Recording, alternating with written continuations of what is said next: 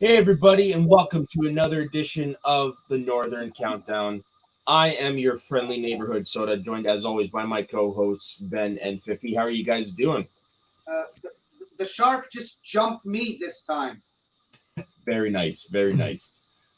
I don't know if Yeah, that. and really, I wanted to ask you, are you okay after yesterday's attack? Yeah, I'm fine. Still recovering. But yeah, sometimes they ain't never gonna get me twice. That is usually one of the greatest things I've ever seen. You can, And you next time you can always, next time you can always melt them with acid, right? That's usually their mo, and uh, I try not to stoop down to their level, but I'll keep that in mind. There you go. I'm just impressed you kept that up throughout the whole thing. I'm as impressed as you are. Didn't quite go full Tom, but you know, Mm. Yeah. it was pretty good. All right, so shall we get started? Yes, so this is the inverse of Ben's list, just because put on the spot, I had to think of something, and this is the first thing that popped in my head. Basically, it is when TV shows, in our opinion, jump the shark, i.e., when they change for the worse. It can be different points of the season. It can be entire seasons. It can be for whatever reason you like, for whatever reason why why to you it jumped the shark. Oh, So I thought we were going with a season that uh, the the show really started to go downhill after that. same thing. It's all the same thing. Like I said, it could be seasons. It could be moments. Oh, okay, Yeah. but if it picked itself back up and got It, good again, does that it, count? it, it could. Yeah, of course. Yeah, basically, it could count. It makes me feel better about my list now. Okay, so I'm gonna go with an easy one for number five, and it's actually going all the way back to the 1960s. That is Bewitched, and when they replaced Darren, uh, Ooh, Dick York with Dick Sargent. Now, this was done out of necessity because unfortunately Dick York was chronically ill, so they had to recast him. But it just wasn't the same when Dick York left. When Dick Sargent came on, he was a serviceable replacement, but it just wasn't the same, and the show lasted, I think, another 2 seasons. It was while it's not what coined the term, obviously that belongs to Happy Days. This is one of the earliest instances that I could find of the TV show jumping the shark. damn, I didn't even think of that. So, are you a fan of Darren 1 or Darren 2, in Darren your one. opinion? Darren 1? Yeah, Yeah. I've seen enough of both that I can confidently say I prefer the original Darren. Okay. Yeah, and again, like it's I understand why. Like the guy was incredibly sick, smoker, and by the time he died, he had needed help breathing. Um, Oh, yeah, so again, you, it was not a yeah. necessity, but it just wasn't the same once he left the show. That's a good one. I didn't think of that. Hmm. Okay, 50. Well, as I've already discussed with my two colleagues before we went live, my list is gonna be pretty boring, and the main reason for that is honestly, I this is just all personal stuff. This is all just subjective. I don't think a lot of shows that I've watched personally, I've experienced moments that made me go, "That's taking it too far." Mhm. So the few that are on my list are shows that an entire season basically derailed the entire show to the point where I either stopped watching or even I, as a fan of the show, have to admit it's not ready to speak. Hmm. So my number five, and this is why I asked for clarification, is actually a show that really went about as bad as it could have gotten for 2 seasons, and then it picked itself back up again. Wasn't really quite as perfect as the first, or rather, as it used to be, but at least it got better than the 2 seasons before it. I wonder if we have that in number 5. Can I take a guess? Once upon a time. No, it's actually it's Arrow. Oh yeah, Oh, Arrow's a great candidate for sure. Yeah. I have it. Well, it's on my list, but it's for a different reason. So, Not on my list. okay. If it's Oh, on, then it's a punt. I think. it is a different part. All right. So once again, I went with this whole backstory and build up just to get punted by Vince. So, what's your number 5? Hey, at least you were able to get some words in instead of just going straight to them. True. At least I laid the foundation for when So you missed Taco. My number 5 being when New Darren joined Bewitch and 50 getting punted. as for My you. number 5. My number 5 is where I thought you were going. It's Once Upon a Time.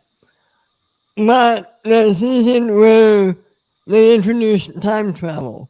Because up until the end of season 3, that show was almost perfect. Once they introduced time travel, yeah, it came back a little in later seasons, but they were never able to grab that, forgive the pun, magic back.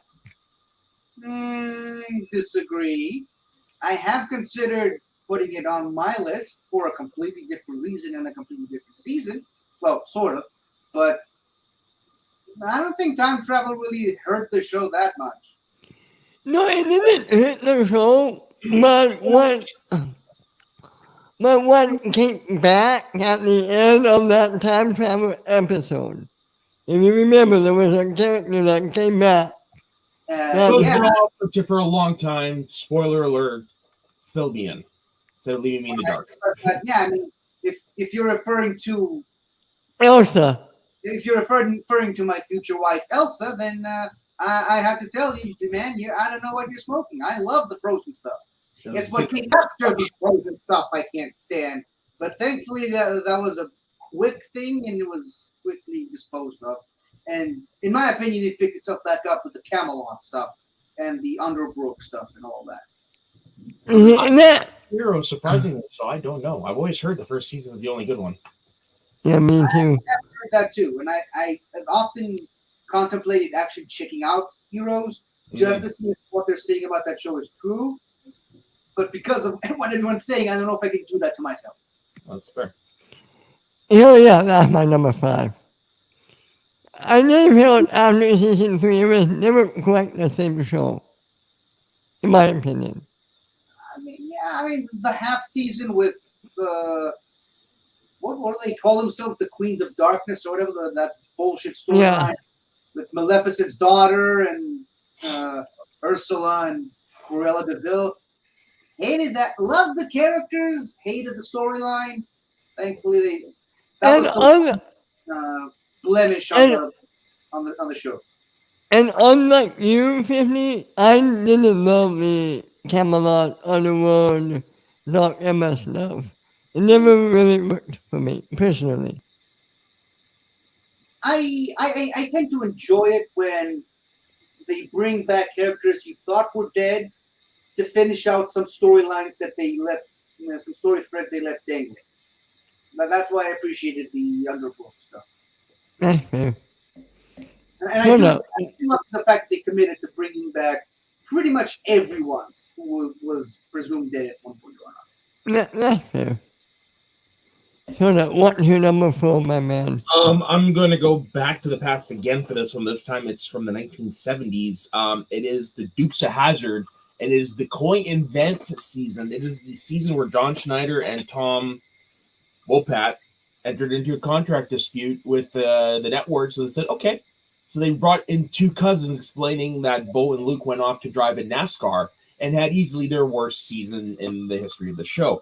Coin Vance almost ruined everything. They were so hated that by, I think before the season was out, definitely by next season, Bo and Luke were back. There's nothing redeeming about this season. It is incredibly forgettable. I didn't even know that the radio season went out, Sean and the other guy. What season it is off the top of my head, but yeah, I think it's like season 4 or something like that. But yeah, basically they explained it off in series by having these 2 out of nowhere decide to join the NASCAR circuit. Of course. Yeah. this is a show that clearly lives on in a lot of people's minds because of its place in pop culture. Just unfortunately, that Coin Vance thing is just every time it's brought up in interviews and some that people are just like, oh, frig. I do have a question for you. When people think of John Schneider, do you think they think of this or Smallville? Depends on the generation, Ben. You're asking me, it's Paul Kent. If you're asking my mom, it's Okay, that's fair. it all depends on the generation. That's fair. It really is a simple question. Yeah, no, it all depends on the generation. Like before Smallville, obviously it was Dukes of Hazzard. Yeah. It's kind of like, what do you think of the guy who plays Mr. Feeney? Do you think of him as Feeney or do you think of him as Kit? Probably a lot of people, again, probably generation thing. Us, the Boy Meets World. Right. People like us, born before us, probably it's Kit. I just thought of another good example. Bryan Cranston. Do you think of him as Walter White or the guy from? Is it Malcolm in the Middle? Yeah, it's Malcolm in the Middle. I think that one's less generational. I think that one probably is more Walter White. Because Malcolm in the Middle, how it was big, it's still like he can't stream it anywhere. People aren't necessarily exposed to it. No. Taco, don't forget we're for those anyone checking this out. Taco show tonight, the Geek Gauntlet. I'm on and Ben's on, I believe. Yeah. Yep. I'd love to be on that show one day, but living situation. Yeah. Obvious problem. Location. No, what I was saying was in the case of Bryan Cranston, yes, Malcolm in the Middle was big, but because it's not easily as accessible anymore, like you can't find it streaming anywhere. I think more people know him as Walter White. Plus, that's one of those roles that's like transcended pop culture. Another thing about Malcolm in the Middle, yeah, I think you were maybe alluding to this. It's more niche. I feel like it's a cult classic. Like if you were a fan, you're a fan, but not that many people were hardcore Malcolm in the Middle fans. Like I saw a couple episodes, and that was about it. Like I never And really watched it. Same with me, but he was great. Yeah, of course. I can't remember where I saw this, but they did a thing where his character Malcolm in the Middle woke up and he dreamed that he had become Walter White. It was a Breaking Bad series finale pack because I've seen that and that is hysterical. It is. I thought that was really great. It was kind of like that whole Saint Elsewhere type thing. I thought it was pretty damn funny. Yeah. So it was Malcolm in the Middle. What if? Kind of. Yeah. Yeah. No, it was just hilarious hearing Hal explain Walter White. Exactly. And then at the very end of that, you see, there's a little Walter White in Hal. Yeah, and isn't there like a fedora somewhere or something like that? Yeah. It's great. If you guys get a chance, I highly recommend go watching it. All right, 50. Okay, my next show to be punted by Ben is show that I actually stopped watching after, in my opinion, they jumped the shark. And it sucks because it's a show I loved for so long, and it's Legends of Tomorrow. Right. When did it jump the shark for you? You're not gonna punt it, Ben? No, not on my list. When they made Gary an alien, Yep, same with me. that's like Gary an alien? Really? Yeah. He's an alien, and the entire time he was Legends. He was basically spying on behalf of his queen, which can literally eat people whole. I think she eats like what was it, Spartacus? Like tentacles. She grabs him and he's like her whole chest, the torso area opens up into a giant mouth, and she just swallows Spartacus whole.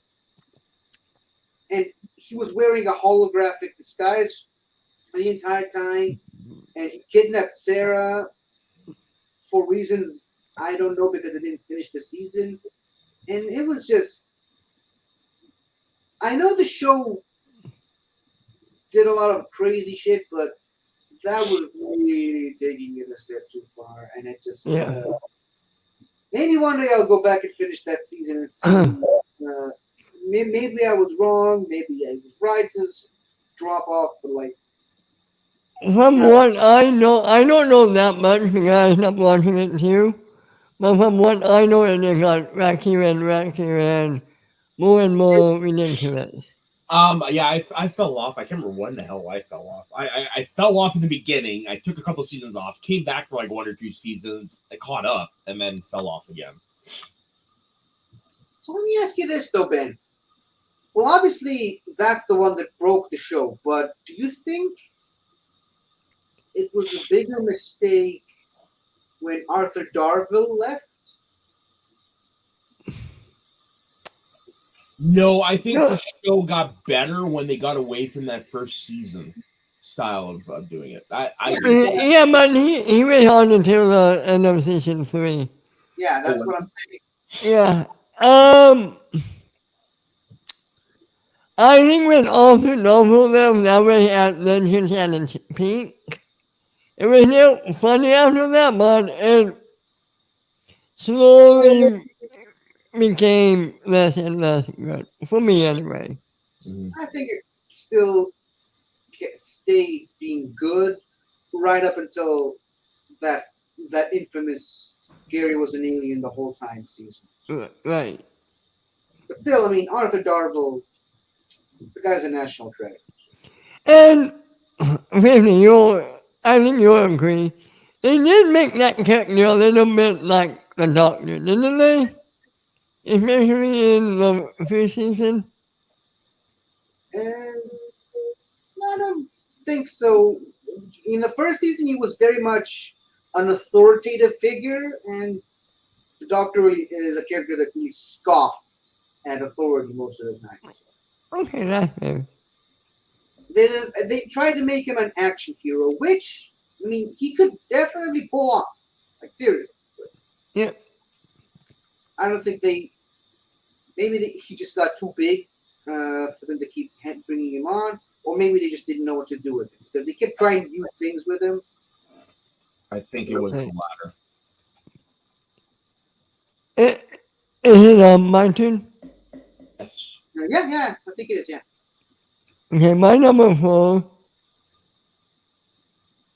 The Simpsons, the Poochie episode. Wow, that's going way back in their history. You think that's Yeah. in the shark? I think so. Yeah. Because it was never quite the same after that, in my opinion. That's early in the series run too.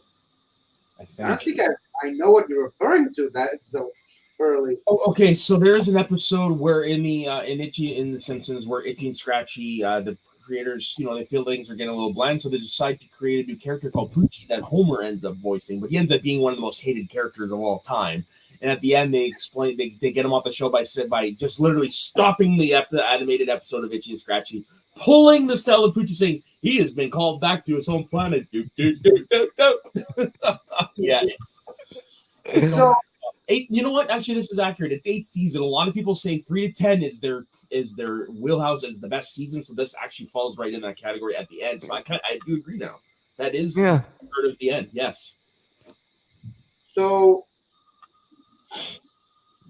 would you say that it was the Simpsons that jumped the shark, or Itchy and Scratchy that jumped the shark? The Simpsons, because. Yeah, it's The Simpsons. No, Because they made. Yeah, if I remember correctly, and I haven't seen this in years, Homer was the voice of Poochie. Yeah. I said that. Yeah. yeah, I know, but And they made that character a little too big for himself in the episode, if I remember correctly. Yeah. Basically, they were trying to make him the new star, and ended up becoming the Itchy and Scratchy and Poochie show. Poochie didn't really fit into the aesthetic of the show, and everyone just hated him. yeah, but that's what I'm asking because it's a show within a show. So wouldn't you say that it's technically Itchy and Scratchy that jumped the shark with that character, or is it the Simpsons for even going for that particular storyline in the first place? The Simpsons were going with that storyline in the first place. Okay. You know, it's always been a wonder to me how because The Simpsons on its own, aside from a few exceptions, not really that violent of a show. But the No. stuff they get away with on Itchy and Scratchy is like, first of all, how, even in the fictional universe of The Simpsons, how is that show even produced? And second of all, like, how are they even allowed to get away with some of the animated gore in a mostly Probably because it would fall under the premise of satire. Yeah. I mean, Uh, insurance Scratchy in The Simpsons Tom and Jerry. Yeah. So there's two fun historical facts about this episode I just found out. One, this is the very first episode where we hear worst episode ever from the Comic Book Guide. And this episode, the show's 167th episode, The Simpsons surpassed the Flintstones in the number of episodes produced for a primetime animated show, which had 166. So this is the episode that surpassed the Flintstones. Wow. That's some cool facts to know. Yeah. All right, so your number 3. So this is my first contemporary one. This is actually when I stopped watching the show. It is Dexter, the end of season 4, when they killed Rita. Never seen it, always been on my list. So basically, Rita was the anchor for Dexter, because he always has that urge to need to kill. And then in season 4, he's got his child Harrison with Rita. They're trying to make their life work.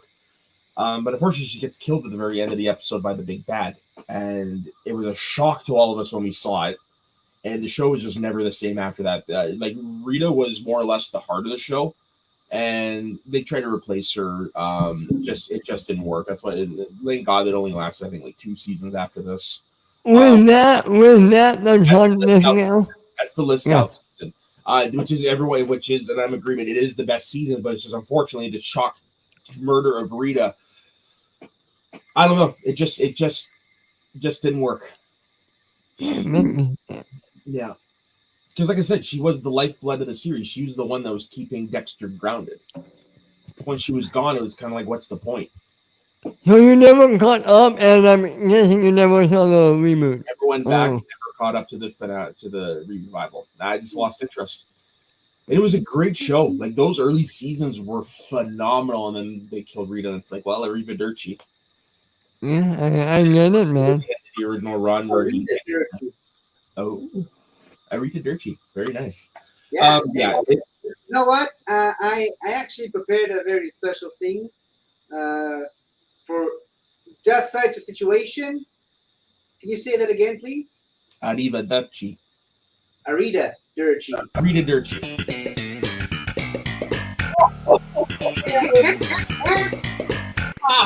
I did not know what to was over.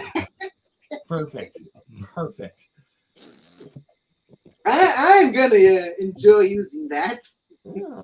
That's pretty good. Yeah, no, I never caught up. Like, I mean, obviously I paid attention to, like, when episodes came out, I would read reviews and stuff, but I just never felt the urge to go back after that. All right. Wow. Again, it's on my list too, and maybe because it's me, I'll probably end up sticking all the way to the end of the Crashing Ship. Yeah, no, of course, and that's the beauty. The seasons aren't that long. I think the most maybe 10 episodes a season at most. Nice. So it's a pretty easy watch to a degree. That's encouraging, at least. Yeah. All right, 50. So keeping on the train of my boring shows, and the reason I say boring is, for the most part, they're in the same general area. And this is a show, it's on my number 3 for a reason, because I didn't just stop watching the show. It didn't pick itself back up again. It just, in my opinion, the ship, while it sank pretty hard, it did sort of stabilize, but it never went back up. And it's The Flash. Which speedster season? Yeah, which speedster? Say that again, Soda. Which speedster season?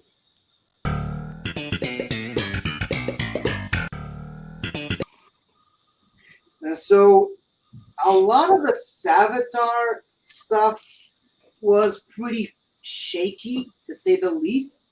There were some good redeeming stuff in that season, not episodes, but stuff in that season. And then the whole Clifford DeVoe was just.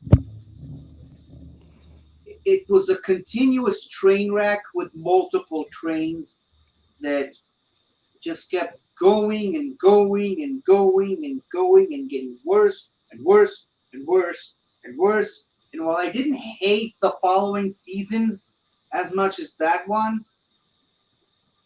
I, sorry to say, not a fan of excess, not a fan of evil excess. And yeah, the show just kept.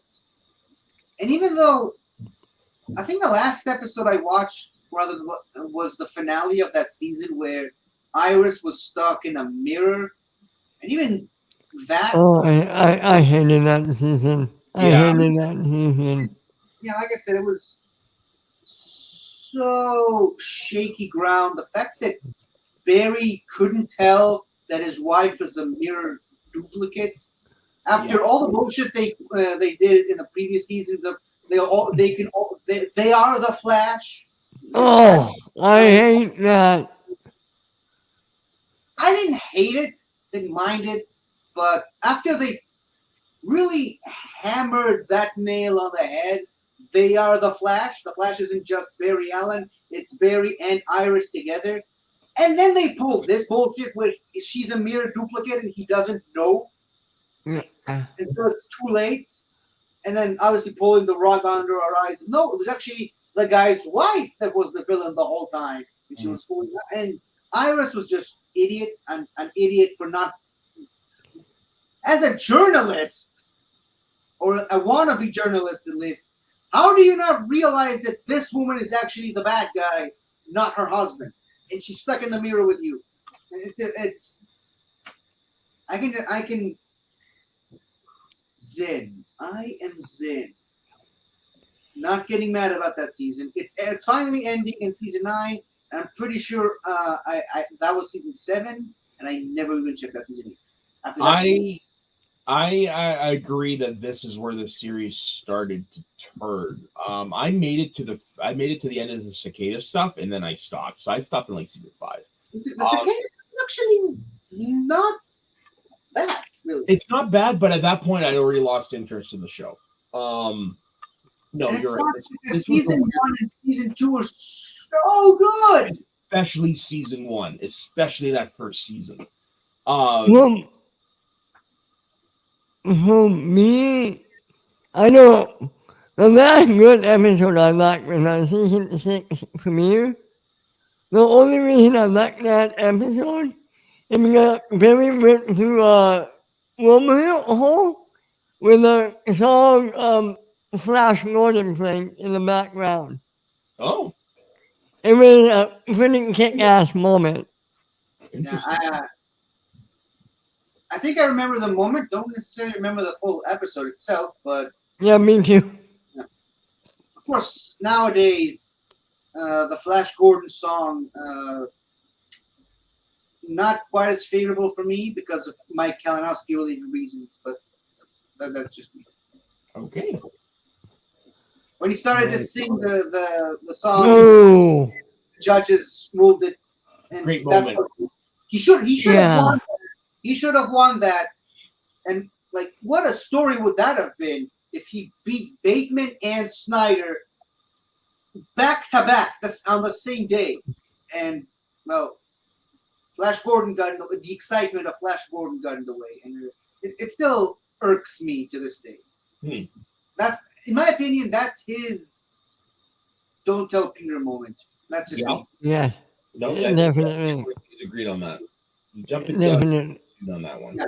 Yeah. Or in other words, that was his "Don't Tell Flash Gordon" moment. There it is. Sorry, my mouth before I clicked it. Sorry. Okay, so is my number 3 now? Yes, sir. If you want. It the sixth season of 24, or as I like to call it, the Jack Bauer Family Hour, which revealed that the whole time the main big man for that season is Jack's father and brother. Yeah, Okay, explain. I really don't remember the details, and it didn't work for me. Because even though the following played by the great James Cromwell, the way that it is played out, like, that scene was okay, I guess. But after that season, they did make Jack Bauer, they make him into a superhero every season after that. Okay. So nothing could, like, hurt him. Never saw 24. Those first 5 seasons were great. It's season 6 through 8 that I have a problem with. Gotcha. I'm assuming 50 has nothing to add. Okay. Yeah, I've never seen the show, so I have to agree with you. You're the first person I've actually ever heard talk about the father-brother storyline, so I didn't know that was a thing. Yeah. Must be why nobody talks about it. Exactly, man. Exactly. You never were told. Okay, so this one bends me like, of course, but why isn't it your number one? Because this one, it's more looking back on it in hindsight. It's the jump the shark moment. It is the end of season 6 of Castle when he gets abducted, and they spend the next season trying to figure out where he disappeared to. The reason why I say that in hindsight because it's around that time they decided to split Castle and back it up for scenes. Not in the characters; they're still married and stuff like that. But it's when they decided. It's when you notice that they weren't getting along. That's why they were filming. They spent pretty much the rest of the series separated from each other in one way or another. And it killed the series because the reason the series worked is the chemistry between the two characters. And if that's how you're gonna do it, where the only way that you really communicate with them is over the phone, I'm sorry, you've lost the appeal of the show. You've lost it. That is really funny you put it like that because I think season 7 is when they get married finally. It's the end of season 6, beginning of season 7. I can't quite remember that because at this point I was pretty much Right. There's a lot of it I just don't remember at this point, but yeah, no, that's when it visibly started on the show when you look back on it in hindsight, and it doesn't work at all. That's fair. Yeah. I knew it was going to be on your list. I didn't know it would be season 6. Well, yeah, I had to pinpoint a moment, and in hindsight, that is the moment that the show just changed. Because that it was a weird storyline. He just disappears. Like I don't even remember how the storyline wrapped up. If I'm being honest, like it just. I think it had to do with his father needing him for a secret mission. Oh yes, it wasn't the father, James Brolin. Yeah. Yeah. Okay. Yeah. It was just what the heck. It was just so weird. Yeah. You know what? That's a good pick. I can't argue with that. Yeah. Yeah. And I wish I. What? When you hear my number one, I think. Interesting. All right, 50. Go ahead. So yeah, I just very rushly spent the last couple of minutes getting this ready because I think my number one and number two kept jumping places between one another, and then I settled on a definite spot for each of them. But yeah, this is my number 2. Alien spy!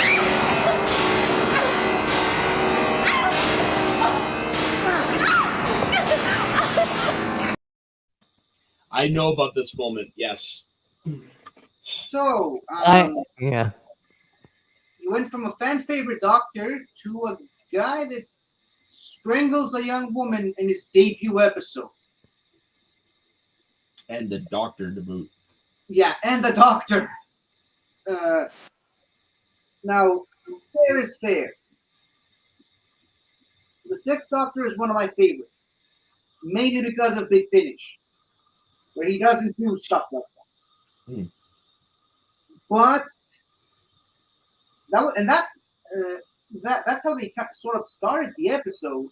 The rest of the episode was more or less okay. The Doctor was continuously being very unlikable, and then they had another full season after that, and then they first went on an 18-month hiatus. People think that what Doctor Who is going through right now is bad. It was nowhere near as bad as it was back then. Mm-hmm. But then obviously that was just another stop on the rolling stone that ended culminated with the show's cancellation in 1989. So, can I ask you something real quick? It was only because of that one moment that people hated that guy who played the Doctor.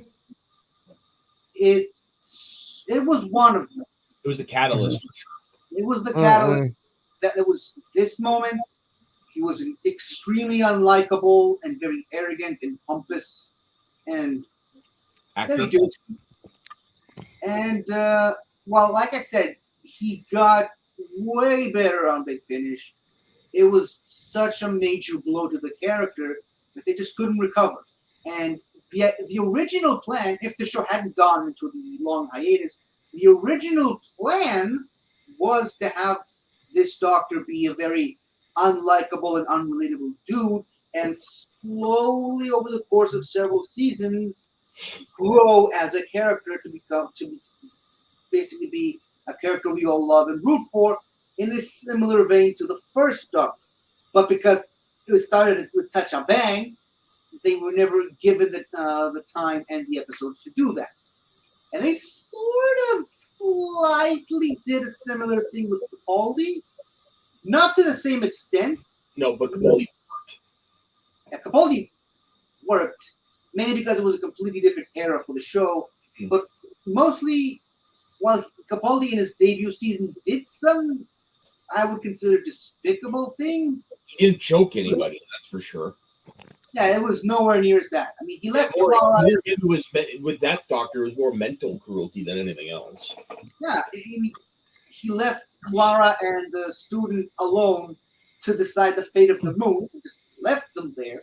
Mm-hmm. He had no qualms about a guy being killed by the Dalek antibodies, and he was joking about it.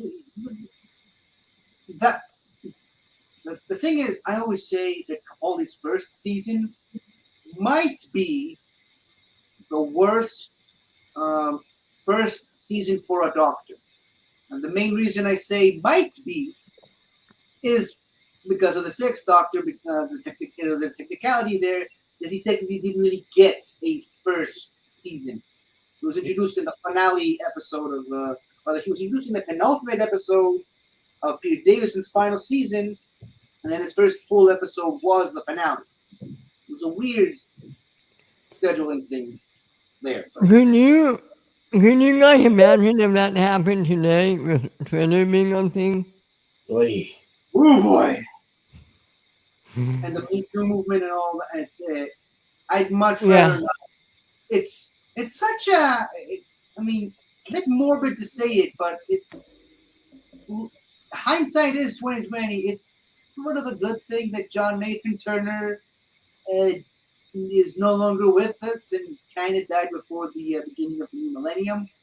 Before people started to wisen up and frown upon some of the bullshit he used to pull back in the 80s with Doctor Who, and particularly with Nicola Bryant, late Perry. Wait.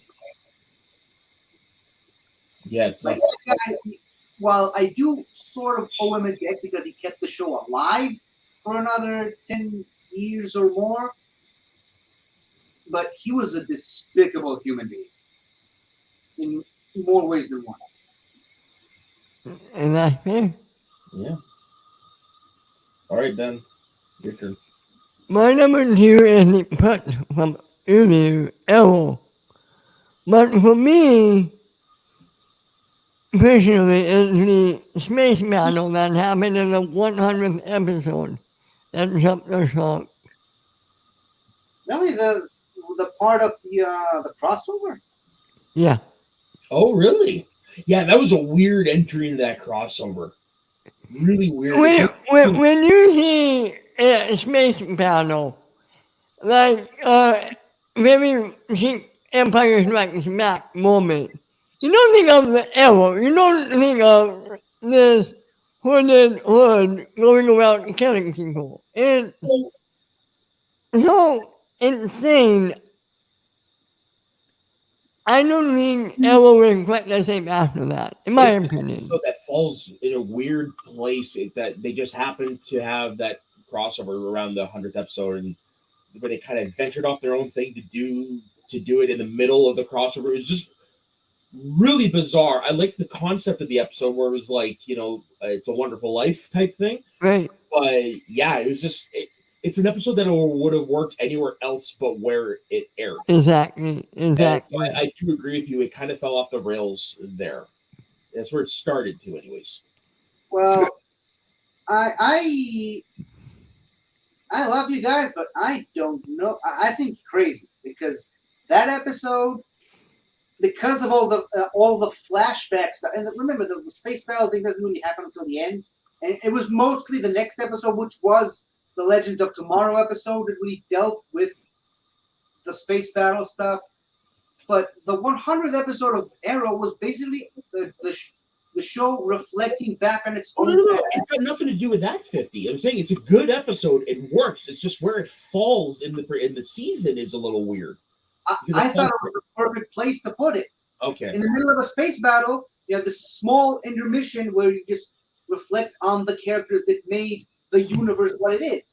Because remember, they're using the specific characters who debuted on Arrow, but then went on to build the rest of the universe of shows, like Sarah and Ray.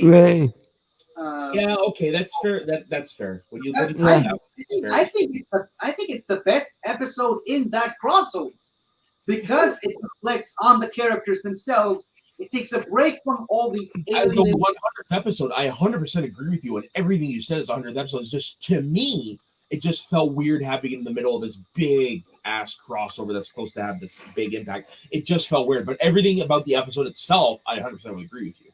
I think it's one of the better episodes of the show, definitely one of the better of the season, and setting it inside a crossover, not that big of an issue for me. I'm not saying that's my opinion. Yeah. Okay, honorable mentions? I don't have any, unfortunately, this week. Do you have any, 50? Well, I guess, like I said earlier, the Queens of Darkness, or whatever the hell that storyline was with Once Upon a Time, and the Ultimate Spider-Man show when they brought in the Web Warriors, or whatever the hell they called it. They did a really good Spider-Verse type crossover with other Spider-Men from other universes, which was amazing. And then they just decided that, no, these random characters who were already part of this show, they're the new Spider-Man-ish. And clearly that was so bad that it made Soda go away. I'm done, Ben. So yeah, my honorable mentions are Scrubs from when they moved to ABC, and Happiness for coining the phrase "jumping the shark." So yeah. Where they literally jumped the shark, and that's where that exactly. Yeah. Exactly. Unfortunately, since it's Soda's turn, we can't really move on. No. Tell me, how did you escape Nissan Torrance yesterday? I'd much rather not talk about that, Ben. It's still a trigger for me. I'm sorry. I know you're expecting some big, harrowing story, but no. Please don't make me go back there, please. Oh, come on. Not even a hint. Well, it did involve a lot of scissor grenades and flying laser monkeys and hitting a lot of Sontarans on the back of their head. That's really all I can say about that experience. Did you have any inside help? Maybe tracks? It's not tracks. I think you're thinking of Strax. It's And- tracks. And no, he was way off in the Victorian age Mm. with his good friends, the Madame Vestra and the boy wanderer Jenny. I think that's how he called her. I don't understand why he called her the boy wanderer. That's probably a thing for him to ask, but yeah. So I'm just realizing that people who are not part of John Roca's Patreon, who are probably the majority of the people watching, have no idea what we're just talking about. So Agreed. And sorry I had to run off. I had to go to the bathroom. I couldn't hold it in anymore. you couldn't just pee on the floor and blame it on the dog like a regular person. No, because the dog's not here. And it wasn't number one. Okay, so you guys could have gone to your number ones, and I could have joined in later. But anyways, Yeah, man. It's your list, man. We don't want to. so this one is an interesting reason for why it is my number one. It is Glee. It is everything after the first season. Yeah, you talked about that. I remember you talked about that. Yeah, because what made Glee so this is what made Glee so good to me, especially that first season.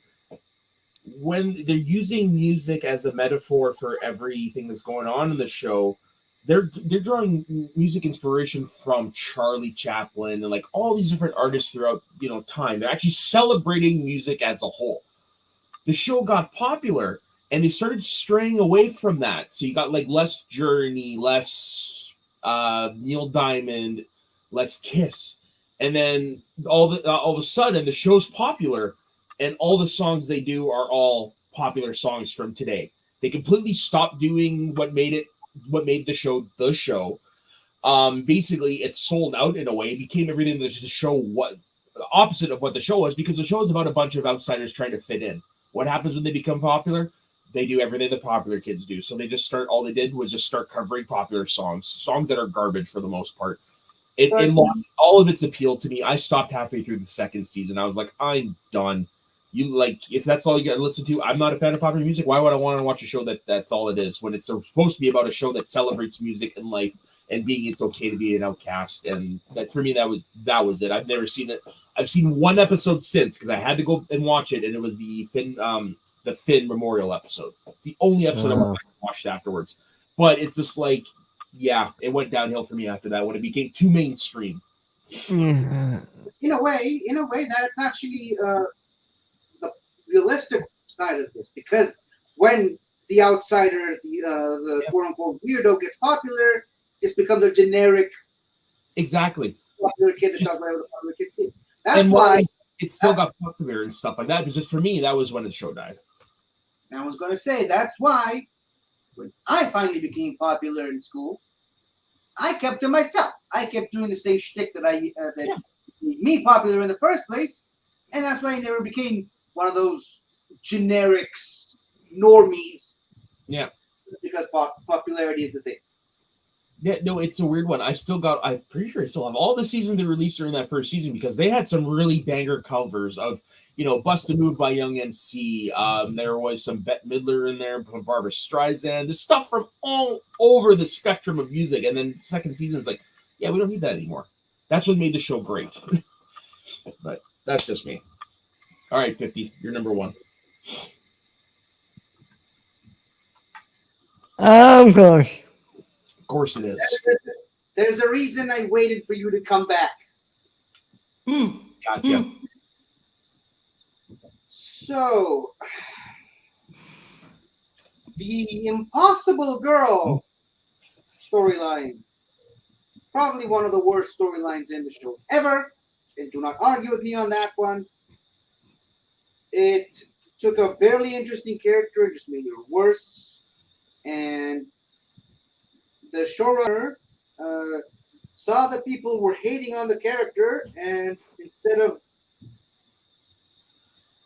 giving the character the send off that it rightfully deserved, he just decided to shove that character even further down people's throats, hoping that they'll eventually like her, which they did not, until he eventually decided to do some Stephen Moffat things of nope, she's gone, she left the show. Oh no, look, she's come back. No, now she's gone again. No, now she's coming back. No, she left again. No, now she's back for sure. Now she's going. So by the time when she actually does die, you just can't believe it.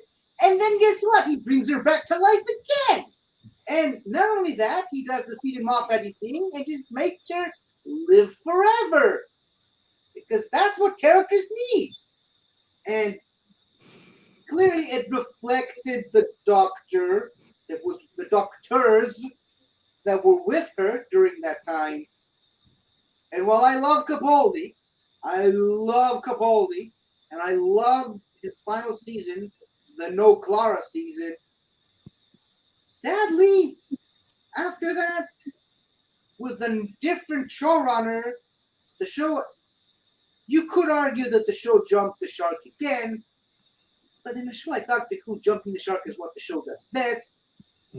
However, this current showrunner is no Stephen Moffat, and he's no Russell T Davies, and he's no Bertie Lambert, and he's no Robert Holmes, and he's no Phil Hinchcliffe, and he's not even John Nathan Turner, for good or for bad. And the writing of the show, while I love certain episodes of the Chibnall era, clearly the show is not where it used to be. But I am hopeful because to quote Rafiki, the king has returned. Yep, that's what going to happen. There it is. I think Russell T Davies is going to bring it, probably not bring it back to its former glory, but pretty damn close. One can only hope. Maybe it'll be even better. I doubt it, but maybe it will. Maybe it will be worse. Who knows? Well, like we're going to be exploring a whole new side of Doctor Who we've never seen because of basically who we have as the new Doctor. We're going to get a whole lot of new stories that it's going to be interesting to see Russell Davies tackle. I have a question, 50.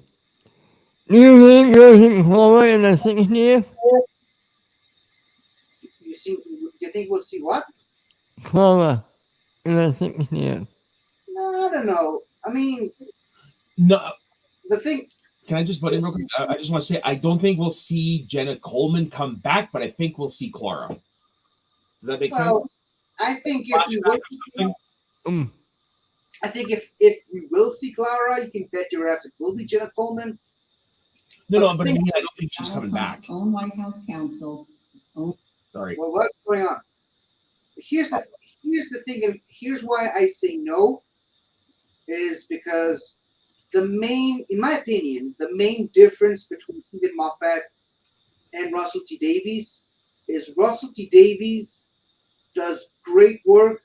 Rather, Russell T Davies prefers to play with the toys that he himself created. Stephen Moffat is a guy that likes to play with the toys that other people made.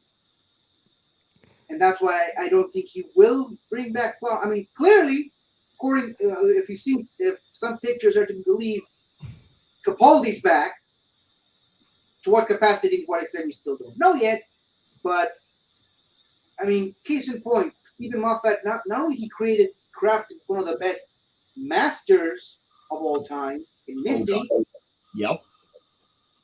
He also brought back another master that Russell T Davies made, and he sort of made him almost a carbon copy of another master.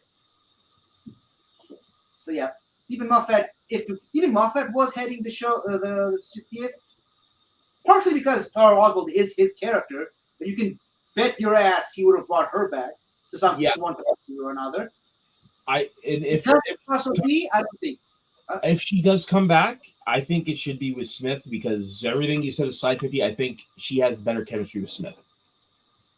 I agree, but That's why I don't think we'll see the pawns again. Yeah, well, also That's me. she got pretty big. Karen Well, Gillan's pretty big. they can make something work. I'm pretty sure. I think. They did. They already did with her last episode. So you're right. Anything's possible. I think they might. I think they're filming Guardians 2 in Britain area. I think they might be three. Sorry, I think they might be filming it in the Britain area. Well, that's how they got her for her brief cameo at the end of The Time of the Doctor. She was filming Guardians in England. So, I mean, it's possible. So, like, that was a win. And crazier things have happened, and bigger stars jumped around their schedules to return to Doctor Who. I mean, hell, Sylvester McCoy was in New Zealand filming The Hobbit, and he came back for a minor role in the 50th anniversary special because he's one of the people that made that show what it is. Of course. If you ask him, if you ask him, he's the one that killed the show, but that's just him being playful. Yeah. But yeah, so that's why even in the stuff that we know we're getting, may you rest in peace, Bernard Cribbins back. We know we're getting Tennant back, Donna's back. So yeah, Russell T playing with the toys that he crafted, not toys that other people. God, I can't wait for the 60th specials. Yeah, but if Clara were to come back, God, I hope not. The 60th would have been a good spot to place her in. Yeah. Yeah. All right. I think Hidden Coleman is on a new show. Forget what it is. Sandman, Yes. Okay. I think, is also filmed in the UK area. So Probably. I think. All right. I'm gonna be honest, this is gonna be the last thing I say on it because we do got to go forward. I got to get to work so that. But if she appears in the 60th, I won't be upset. I'll be like, okay, let's see what Russell T Davies can do with her, right? Let's see what a good. I shouldn't say that. Let's see what a different person's take. Okay, On yes, exactly. That's why I haven't gotten around to it yet. But I'm intrigued with the new audio show on BBC Audio.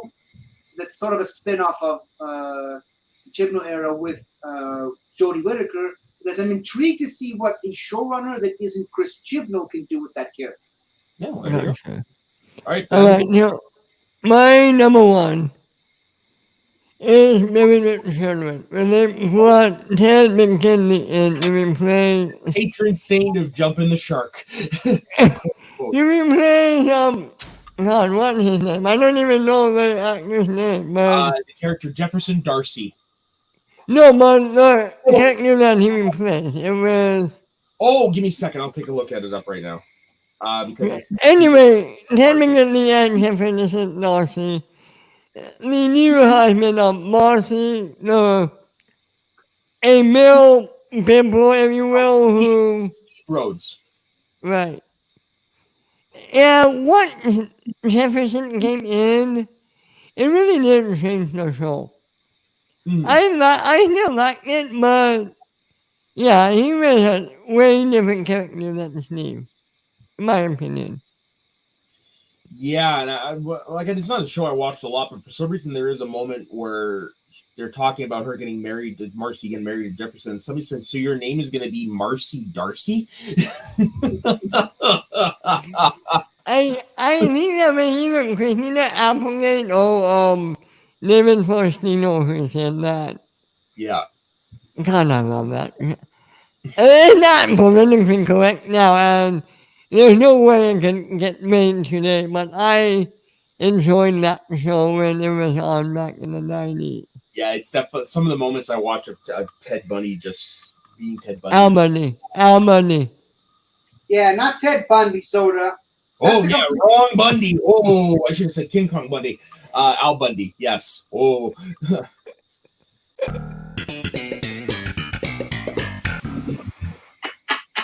God damn it. No, you know what you needed in that? The Curb Your Enthusiasm theme song for that moment. Now you tells me. You tells me. Oh, yes. Saint of jumping the shark. Anyway, that's my number one. All right. So 50. It's your list next week, if I'm not mistaken, correct? Yes, it is. And here's the thing. I've been getting recent weeks. I have been getting some complaints from our general viewers, namely my mom, that our lists have been too niche lately. Yeah. That we're not really opening this up to the general public.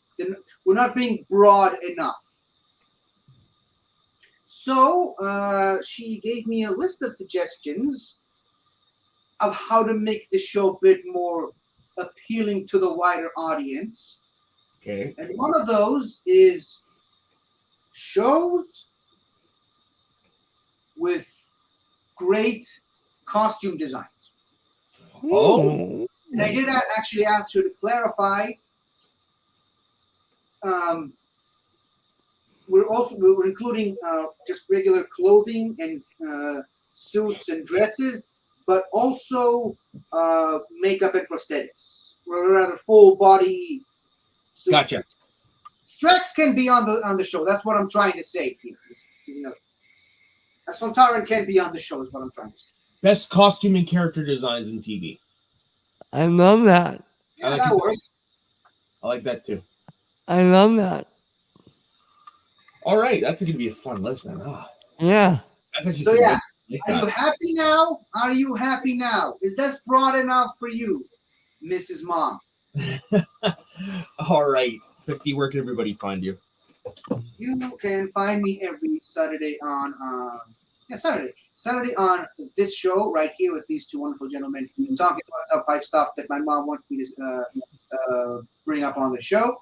And you can also find me every Monday on my own show, The Greatest Show in the Galaxy. And I just had a really great guest in Snark last week. And this week, I'm having a really, really special guest that I can't wait for people to find out who that is. It's not her, and she's not invited to my show. But I have a really, really great special guest that I can't wait for people to meet. And I can also be found on my own YouTube channel. I just did 2 trailer reactions. The late one that I did for Endor a couple of days late, and the new trailer reaction for the brand new Pokemon game. And I can't wait to see more from that. But yeah, that's where you can find me. All right, and Ben, where can everybody find you? You guys can find me on my YouTube channel, Multiverse Geekdom, every Monday on Fellowship of Geekdom, every Wednesday on Jedi Academy, every Friday on the Weekly Geekdom, and every Sunday on Geekdom Uncut right here on the Northern Entertainment Group, every Tuesday on Rewind the Tape with Soda, and every Saturday morning right here on the Northern Countdown.